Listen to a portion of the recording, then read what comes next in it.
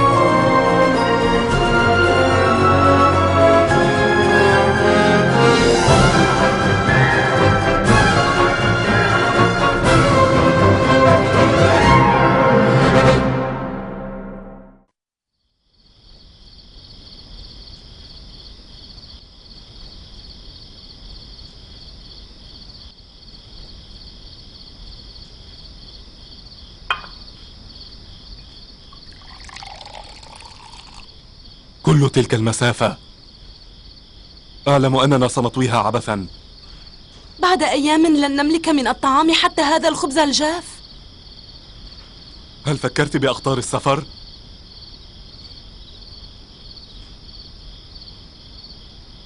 بالسباع والهوام وقطاع الطريق. أنتم 11 أخا، كلكم أقوياء وشجعان، لا داعي للقلق. سوف أقوم بتحضير متاع السفر وبعض الخبز لك. لم أكن لأمضي في هذه الرحلة إلا من أجلكم. عليكم بإعانة أمكم، وارعوا الأغنام وحافظوا على البيت أيضا. لقد أصبحنا رجالا يا أبي، فهل لا تسمح لنا بمرافقتك؟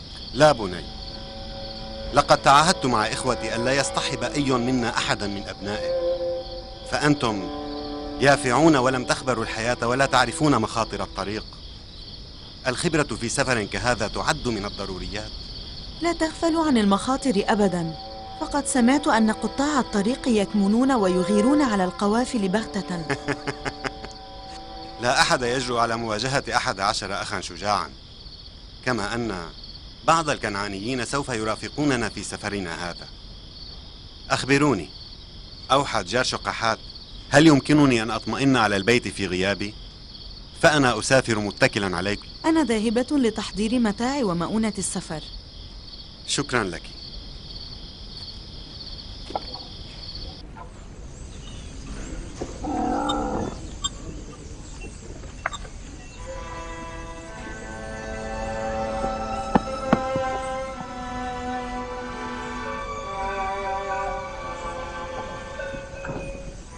زادك بضعة أقراص خبز، لا نملك شيئا غيرها. هذا كاف. هل أخفيت دنانيرك في مكان آمن؟ لا تقلقي أبدا، خبأتها جيدا، رغم أنني لست أؤمل الكثير من هذا السفر. روبين، أتظن أن هذه الدوابة كافية؟ يجب أن تكفي. نركبها في طريق الذهاب ونحمل عليها متاعنا في طريق العودة. هذا إن عدنا بالحنطة أصلا.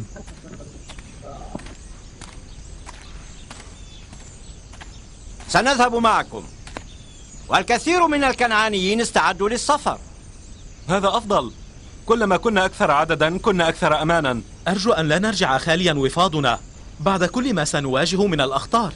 توكلنا على الله، نحن علينا أن نسعى سعينا. أجل، انتبهوا لأنفسكم يا إخوتي. حتما. أنتم أيضا ارعوا أبناءنا ودورنا. أجل. ألن ترافق إخوتك؟ ينبغي علي ذلك، لكني أعلم أن أبي لن يوافق. سله، عساه يأذن. لست أدري.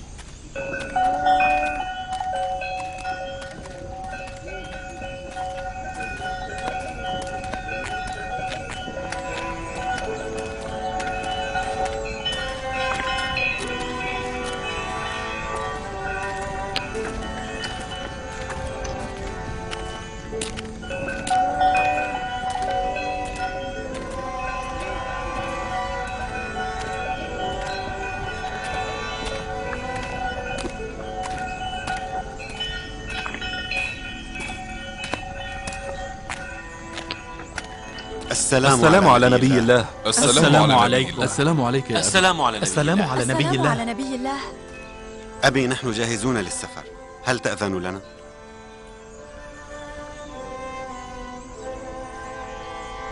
أبي، هل تأذن لي بأن أذهب مع إخوتي إلى مصر؟ لا تذهب معهم، ابق معي في كنعان لتعينني في إدارة شؤون عشيرتنا خلال غياب إخوتك عن الديار. الصلاح فيما يراه نبي الله. هل لدى نبي الله أي نصيحة فيما يخص سفرنا؟ أرى ظاهر هذا القحط عذابا عليكم وباطنه رحمة لكم، وأنصحكم أن تتفاءلوا خيرا بما يعترض طريق سفركم من مشاق، ولا تضيقوا ذرعا بها، فكل مصيبة تنطوي على حكمة. تكرم بالدعاء لنا. إلى اللقاء أبتاه، وداعا بنيامين. ادعو لنا يا أبتاه. في أمان الله. في أمان على الله. ثقة بأننا سنعود ببضاعة. في أمان الله أبي. فلننطلق. انتبهوا لأنفسكم.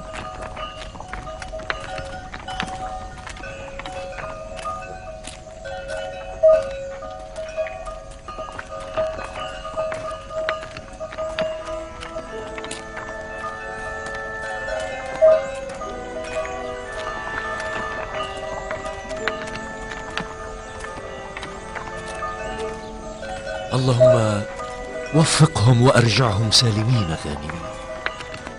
آمين.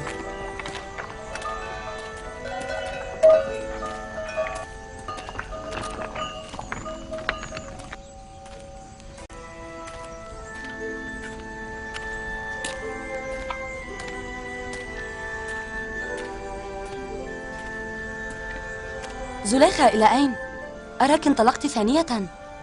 سمعت أن يوزرسيف سيعود من سفره. أذهب إلى النيل لعلي ألقاه. أواثقة أنه سوف يأتي؟ نعم، واثقة. سيعود عاجلا أم آجلا.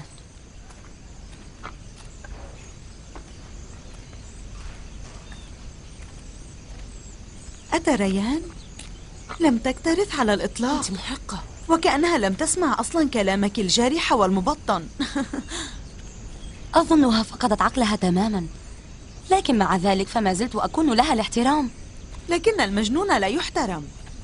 دائما ما يقوم الصبيان والشبان بخداعها بالأخبار الكاذبة عن يوزرسيف، وهم يفعلون ذلك بهدف الحصول على مالها. مع أن الناس قد سلبوها ثروتها، لكنها لا تفقد الأمل أبدا. ما أن تسمع بخبر عن يوزرسيف حتى تهب إليه مسرعة. لكن يوزرسيف كل يوم في مدينة، ولن تلقاه أبدا.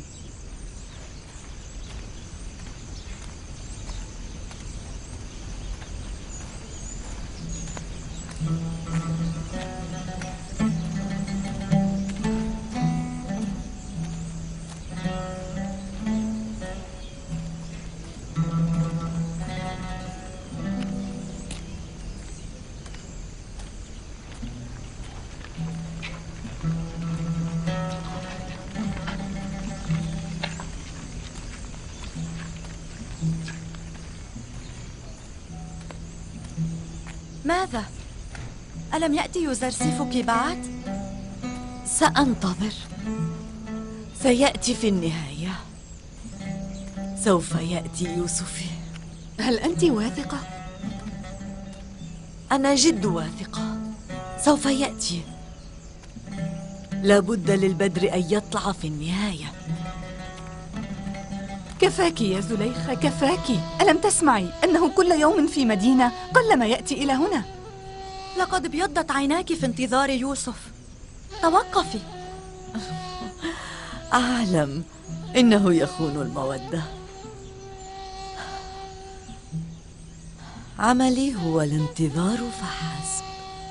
هو عمل يوسف، عمله هو الخلف. سأظل أنتظره هنا كل يوم حتى يأتي. ألم تملي من كل هذا الانتظار؟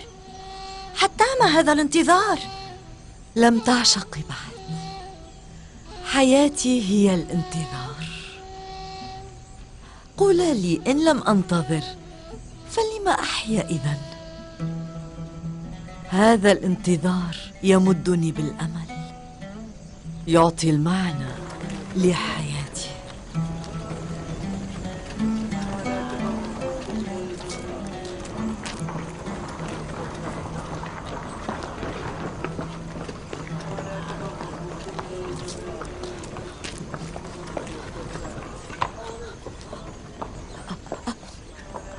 أشم ريح يوسف. أشم ريح يوسف. أنا أشم ريحه. هو في الجوار بالتأكيد. أنت تتوهمين سيدتي. فأين نحن من يوسف؟ لا، أنا واثقة. هو في الجوار حتما. انظرا. توقفي عن هذا الجنون. وماذا يفعل يوزرسيف هنا؟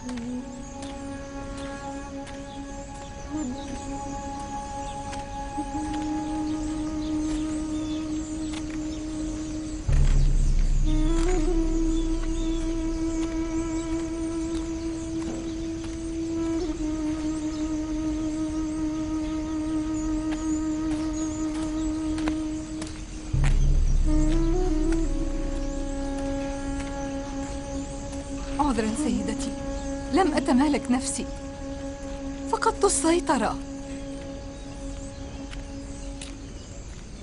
أنا لست حانقة عليك، إنما عتبي على يوسف. لو أنه أتى ما كنت لأتعرض لكل هذه الشماتة.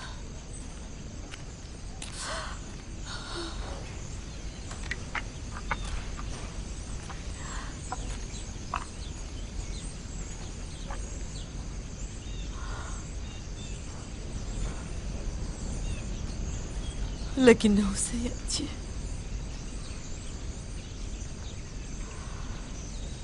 في النهاية سيأتي يوم ينتهي فيه انتظاري.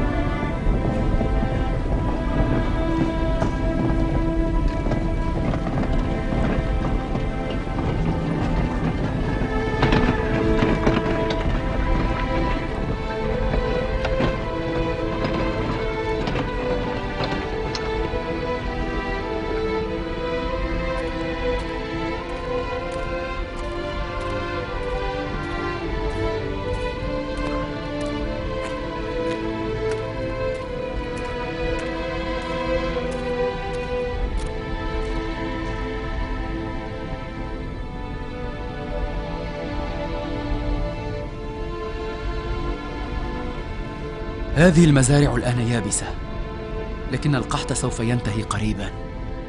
هذا المكان كاف لشغل الكثيرين من زراع مصر. في الوقت الراهن كل هذه الأراضي تابعة لحكومة مصر.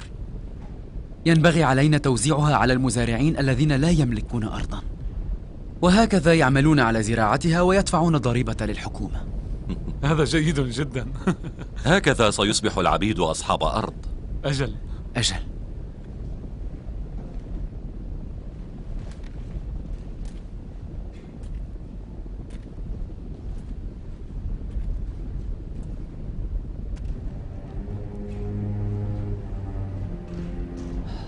لا أدري ما الحال الآن في كنعان.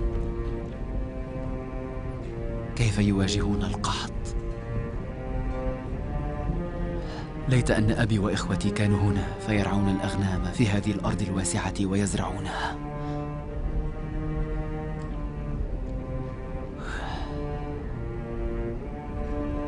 إن كانت هذه الحال حال النيل العظيم، فمعلوم ما هو حال كنعان.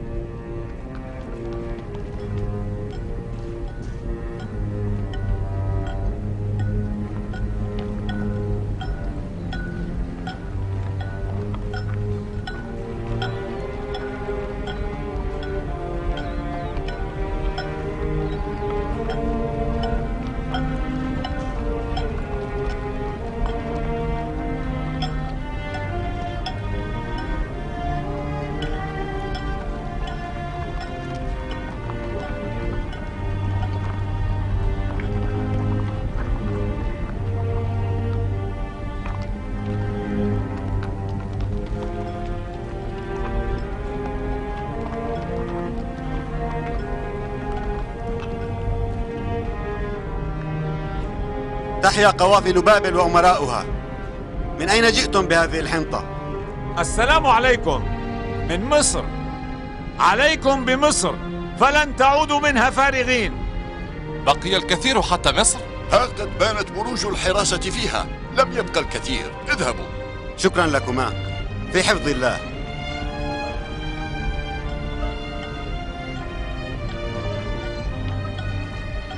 هيا أسرعوا فلنحث السير. كنتم تسيرون حتى الآن غصبا، فما الذي استجد الآن؟ في الواقع لم أكن مؤملا قبل الآن.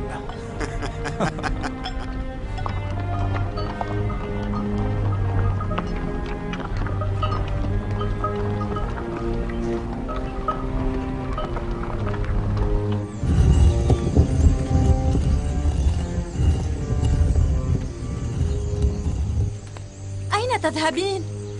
البرد شديد، تؤذين نفسك. يمكن دفع البرد بعباءة على الكتف، فلو أن السماء أمطرت حجارة أنا سأذهب. انتظري ريثما يزول البرد فنذهب معا. أتسمين الجلوس في البيت عشقا؟ وهل انتفعت من جلوسك تحت ذاك التمثال مترقبة ومنتظرة؟ هل أتى يوسف؟ هل أتى؟ ألم تملي كل هذا الانتظار؟ ما بالكما لا تفهمان؟ فأنا إنما تخفى عيناي في كل ليلة على أمل لقائه، وعلى ذلك الأمل أجلس كل صباح تحت ذلك التمثال الحجري منتظرة. انتظار يوسف هو كل حياتي.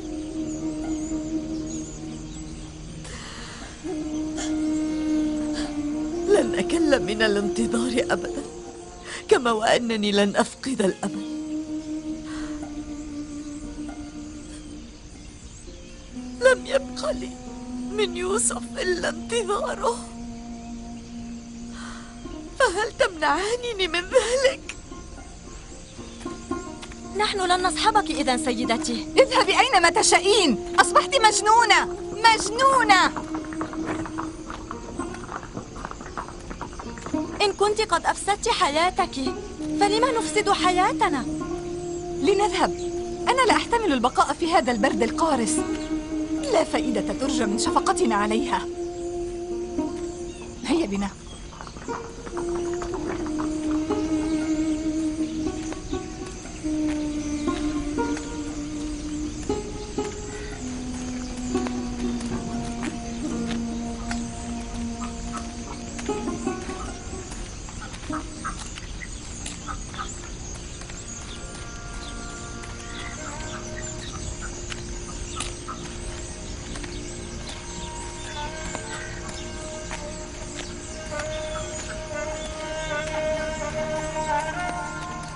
أليس لك بيت تحتمين به من هذا الصقيع؟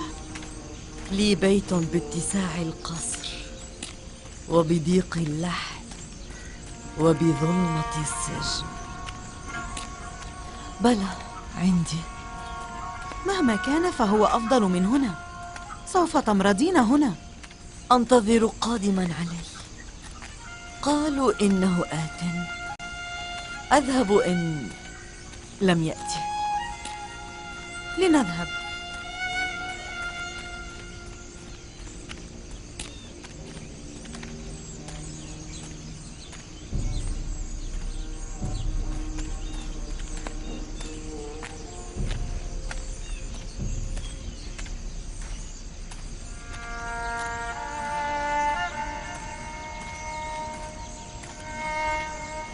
ما الأمر؟ ألم نتفق على أنه لا شأن لكما بي؟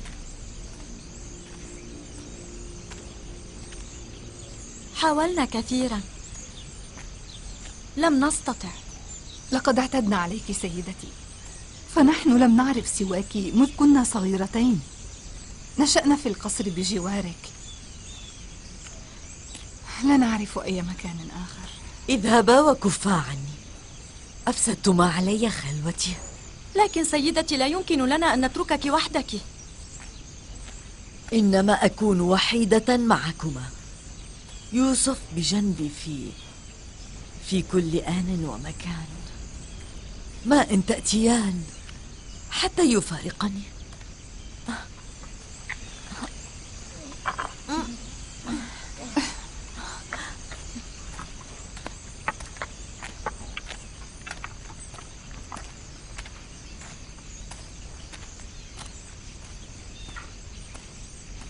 هل هذا عشق شهواني؟ تريد جسد يوزرسيف على ما أعتقد. ما هذا الكلام؟ وهل بقي لدى زليخة أي جسد حتى تبحث عن متعة الجسد؟ أراها تصبح محبوبة أكثر كلما تقدمت في السن. أشعر أني أصبحت أحب زليخة وأحب عشق زليخة أيضا.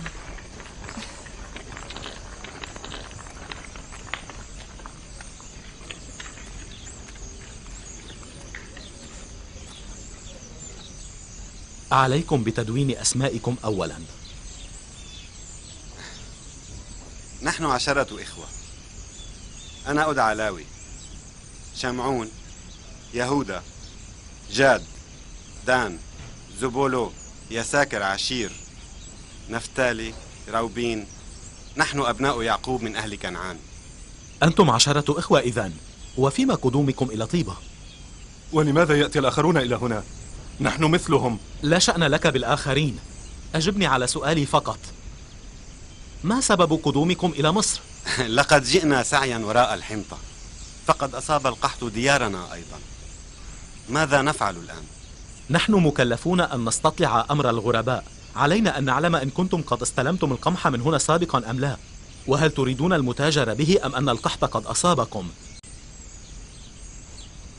أثبتوا أسماءكم وعديدكم. ولما كل هذه الذرائع إذن؟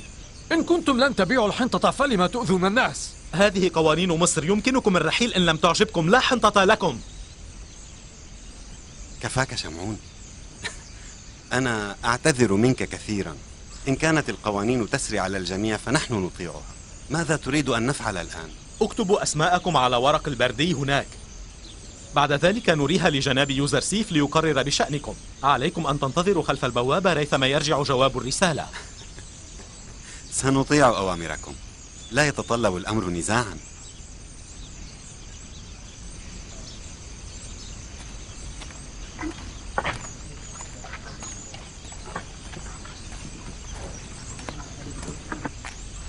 وهل جئنا لنحارب أم لنرجع بالقمح؟ تسببون الشر أينما حللتم.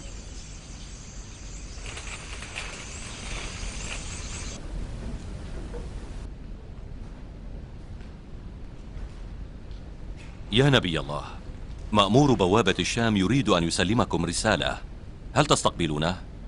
اطلب منه الدخول.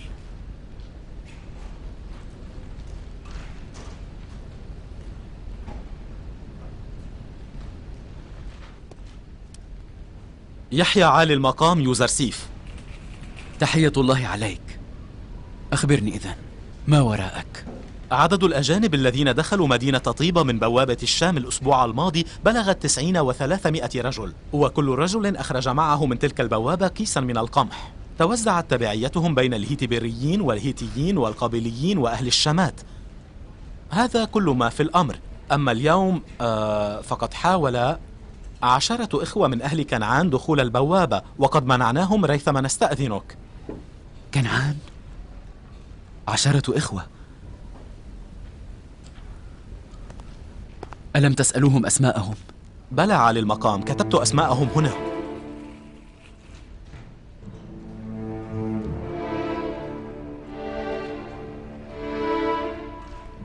هل هؤلاء هم بنو إسرائيل؟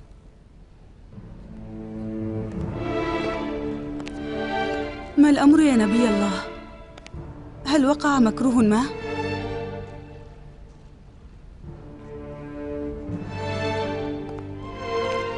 ما الذي كتب في تلك الورقة؟ لا شيء سوى أسماء 10 أجانب. مالك، خذهم إلى قصر أخناتون بكل عزة واحترام.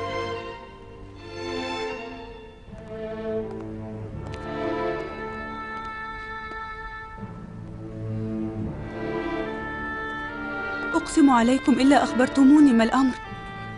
لماذا لا تتكلمون؟ لقد شاء القدر أخيرا أن يأتي إخوتي إلى مصر. لقد جاءوا إلى هنا لكي يشهدوا تحقق وعد الله. بعد نيف 30 سنة. لقد جرت مشيئة الله على أن لا نتقابل قبل الآن. لي عندكم طلب واحد، لا تحدث أحدا عن وجود إخوتي هنا. اللهم لك شكري. شكرا لله.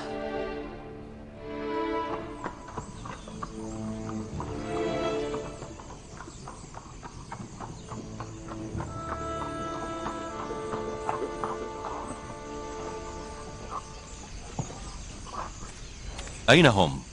هؤلاء هم. أنتم أهل كنعان؟ أجل، نحن كلنا من أهل كنعان. أرى أنكم أكثر من 10. أخبروني عن 10 إخوة كنعانيين. نحن 10 إخوة، البقية كنعانيون.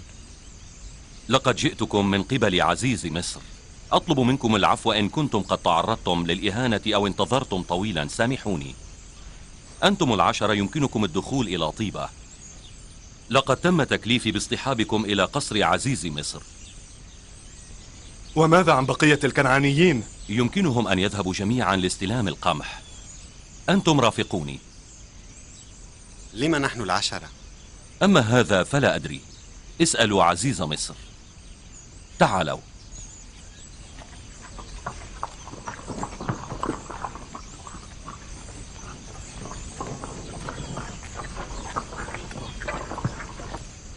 أين تذهبون؟ ماذا علينا أن نفعل يا لاوي؟ لا تقلقوا، اذهبوا لاستلام القمح فحسب، ثم انتظروا أمام هذه البوابة ريثما تجتمعون عن آخركم. عليكم بري دوابهم وإطعامها والاحتفاظ بها في الإسطبل حتى يعودوا.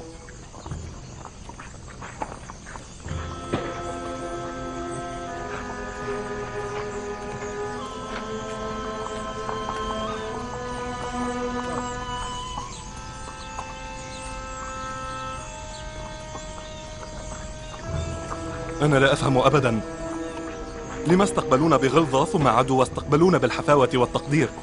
لماذا دعونا إلى قصر عزيز مصر؟ تلك الغلطة كانت بسبب الجهل الصادر من حارس البوابة، وهذا التكريم سببه عطف عزيز مصر وأوامره بالمبالغة في ضيافتكم. هل هو عطوف هكذا مع الجميع؟ أهل مصر يعشقون يوزرسيف. هو يرأف بجميع الناس، لكنه لا يدعو الجميع إلى القصر. أما سبب ذلك فالأفضل أن تسألوه عنه بأنفسكم، فأنا لا أدري.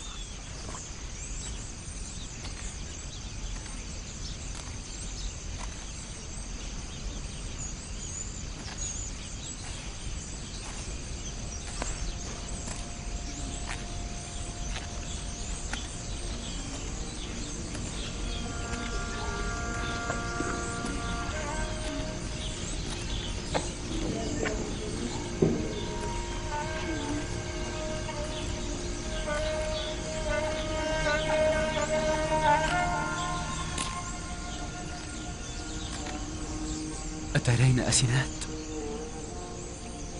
أترين هؤلاء هم إخوتي، لكني لا أعرف أي واحد منهم.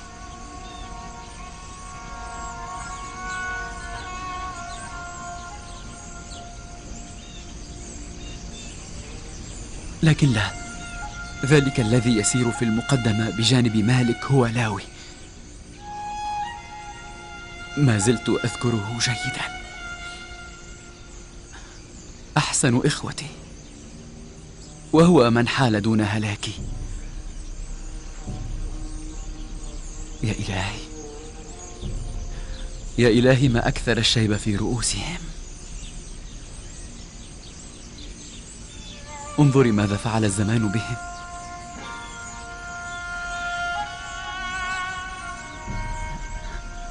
ذاك الذي في المؤخرة هو يهوذا، يقابل كل شيء بسوء ظنه، يشكك في كل شيء. أراه ما زال محافظا على عادته.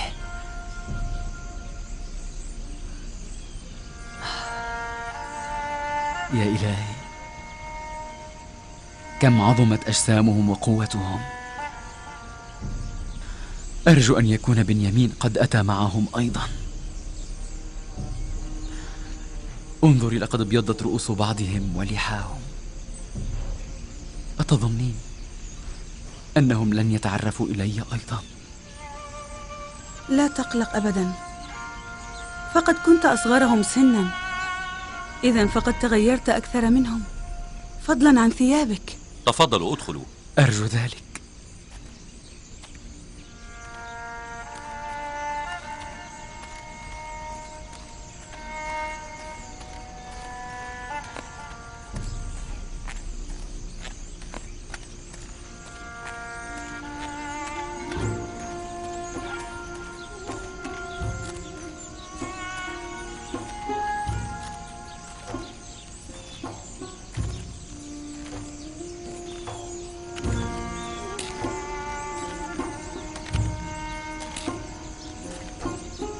لنذهب.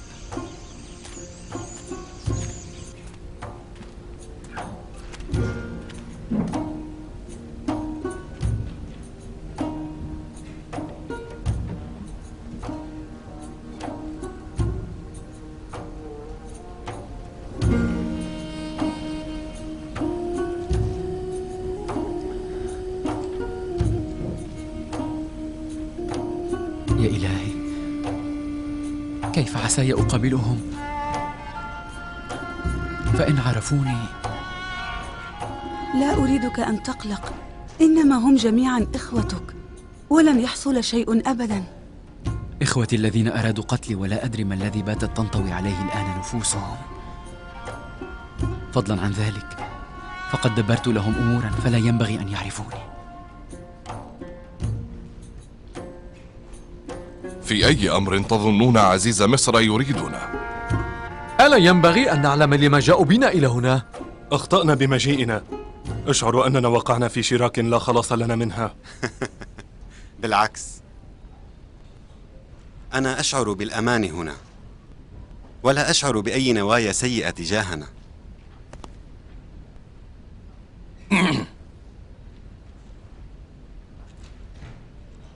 الأوامر نفذت. ماذا الآن؟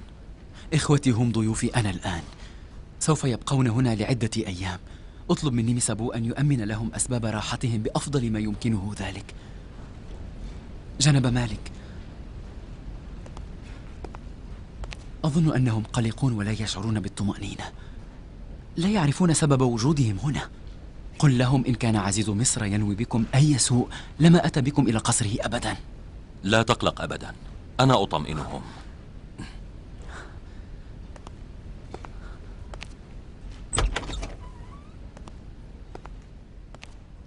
أهلا بكم. أنا أرجو أن يساعدكم هذا المكان على التخلص من أعباء سفركم الطويل هذا. لماذا جئتم بنا إلى هنا؟ ماذا يريد منا عزيز مصر؟ لا شك في أنهم لا يجلبون إلى القصر من يريدون له السوء، أما الذي يريده منكم عزيز مصر فيعرفه وحده. أنا لا أعرف شيئا. أنا مأمور باستضافتكم فحسب. نيمي سابو الصديق المقرب لعزيز مصر في خدمتكم، وسوف يخدمكم ويقوم بتلبية طلباتكم.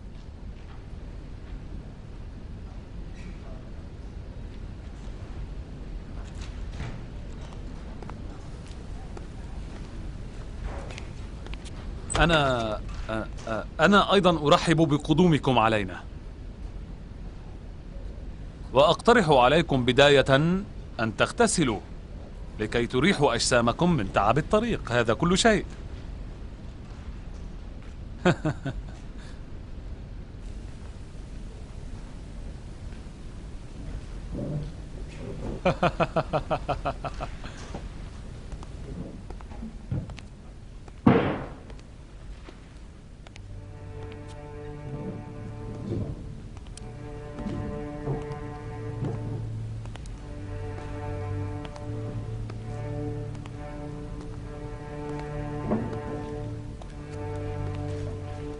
أمر عجيب، لم أعرف أبدا أيهم دان، جاد وعشير ونفتالي وزبولو.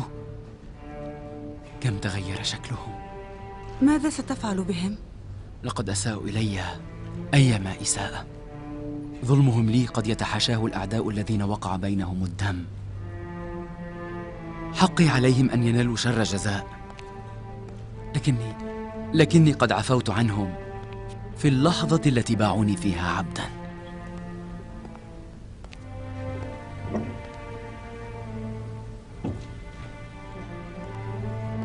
ماذا عن أبيك يعقوب؟ هل عفى عنهم هو أيضا؟ لا، أنا واثق من أنه إن علم بما فعلوه بي فلن يعفو عنهم أبدا. فليرحمهم الله. يجب أن نجد لهم مخرجا، فسخط الوالد يردي. لو كنت مكانك ما كنت لأعفو عنهم بهذه السهولة.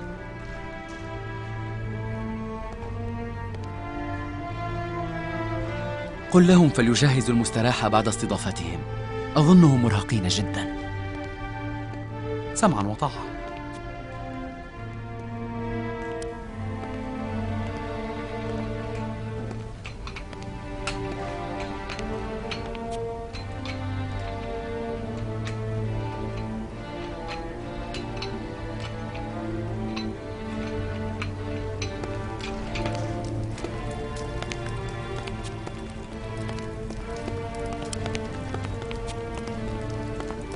من هنا.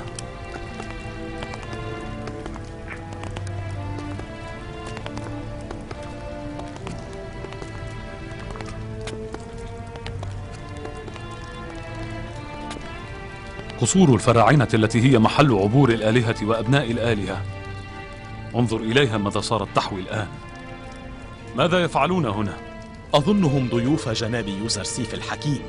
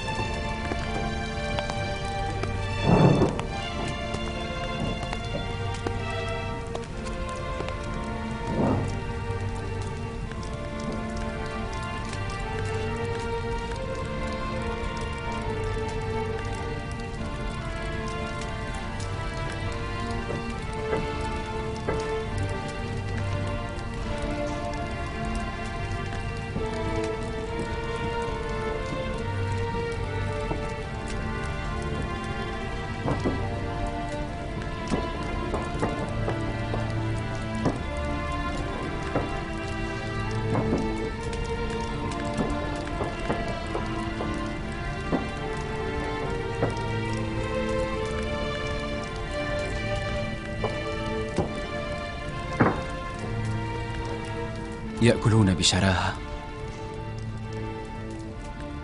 أظن أن القحط شديد في كنعان حتى ارتضوا أن يحتملوا مشقة هذا السفر الطويل. إن كانوا جوعى إلى هذا الحد فما بالك بأزواجهم وأولادهم؟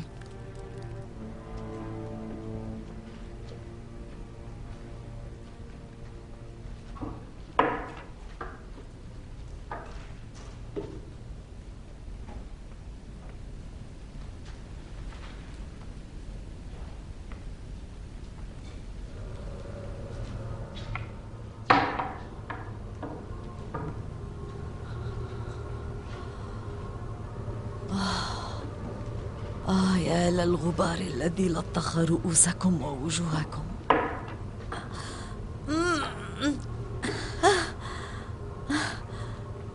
لقد أصبح هذا المكان مظلما تماما كقلبي. إنه بارد ومظلم ومهجور. ما زلت أذكر أسماءكم، لكن لم أعد أعلم أي اسم يعود لأي واحد من تماثيلكم.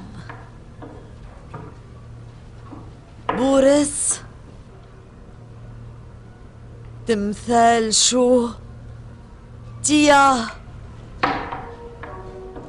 شغال أنوبيس، مفتوح، مفتيس، كيت. أجل، هذه هي أسماؤكم. كنت أتردد عليكم وأقوم بعبادتكم واحدا واحدا. آمون، صحيح. أين آمون؟ أين آمون يا ترى؟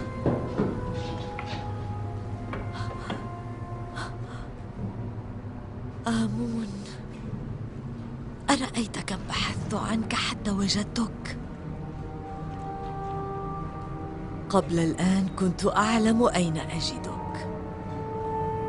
كنت آتي إلى هنا وأرقص لك. لماذا؟ لماذا ما زلت واقفا يا ترى؟ ألم ترى كيف قام يوزرسيف برميك على الأرض في معبدك؟ اخضع مقابل رب يوسف. التصق بالأرض مقابله. يجب أن تسجد على الأرض في حضرة رب يوسف العظيم.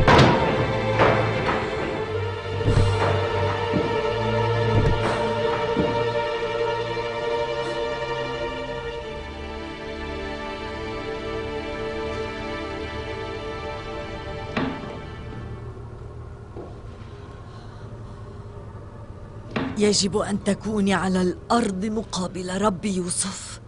يجب أن تخضعي في حضرته.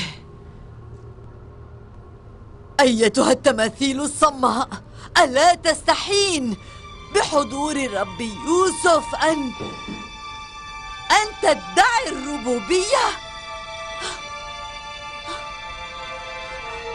لقد حطمكم يوسف ليكسر زليخة.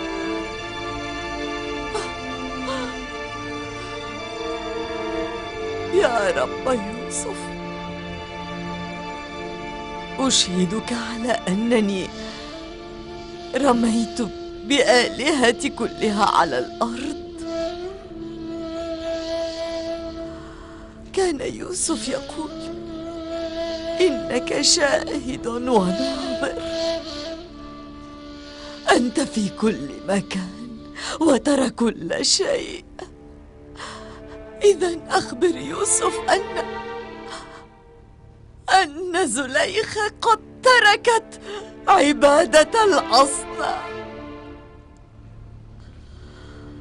زليخة تركت عبادة الأصنام. اللهم لك الشكر على أن أعدت جمع شملي بإخوتي. لقد اشتقت كثيرا إلى أبي وأخي الأصغر بنيامين. اجمع شملي بهم أيضا. اللهم لقد طال عهدي بفراقهم. اللهم قرب أجل وصالي بهم.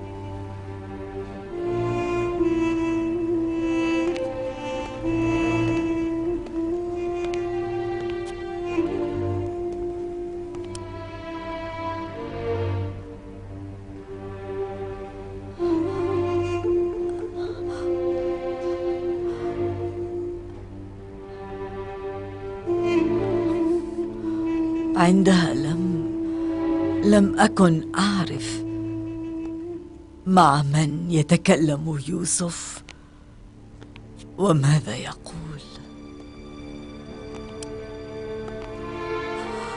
وما زلت لا أدري.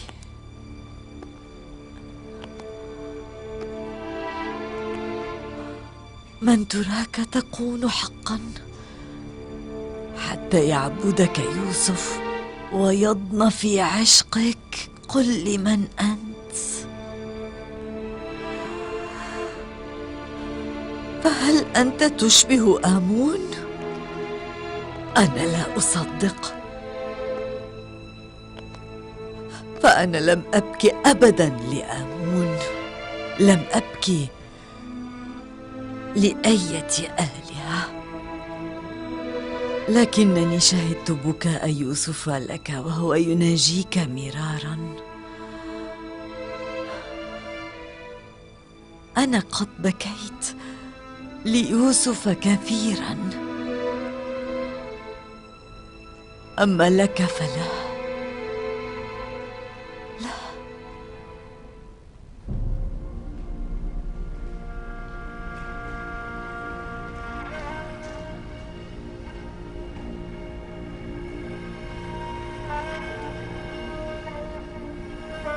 معظم أهل مصر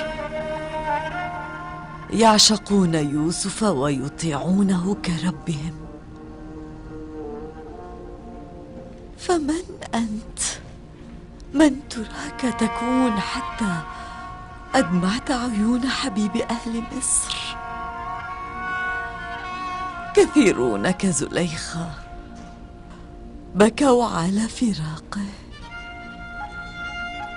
لكنه يبكي على فراقك أنت.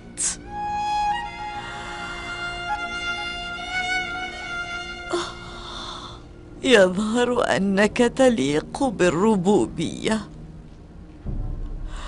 وإلا ما كان يعبدك أمثال يوسف ويبكون شوقا إليك. هنيئا ليوسف حيث أنه حظي بمعبود مثلك. هنيئا لك إذ أن لك عبدا كيوسف. إحدى نساء أشراف مصر قد خانت زوجها، لكني سمعت أنها عاشقة. لا تصدقي ذلك سيدتي، العشق أمر مقدس، والعاشق لا يعرف الخيانة أبدا. إنه هوى القلب لا يعرف الدليل والمنطق. العاشق الحق لا يترك الحرام باب قلبه الطاهر أبدا، فلا ينبغي أن تسمي الهوس عشقا. أخبرني، هل سبق أن عشقت من قبل؟ أجل. من؟ لا بد أنك فائق الجمال، حتى أضحى يوسف يعرض عن كل الحسان بوجودك أنت.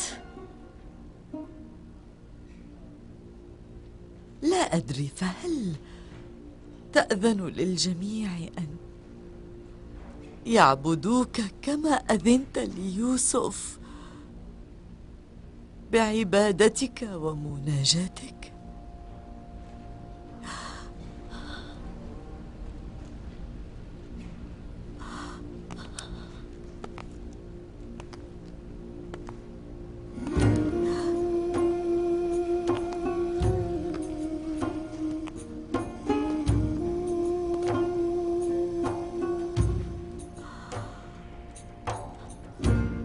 لا يمتلك الجميع عفته وطهارته، فهل تقبل أصحاب الوجوه السوداء في حضرتك؟ هل تستمع إلى شكواهم؟ يوسف كان يرأف بالجميع. ماذا عنك؟ لا أدري من أنت وما أنت، لكنني واثقة أن معبود يوسف ينبغي أن يكون واحدا لا يشبهه أحد. إنه الأفضل، الأجمل والأقوى، وإلا ما كان يوسف ليعبده.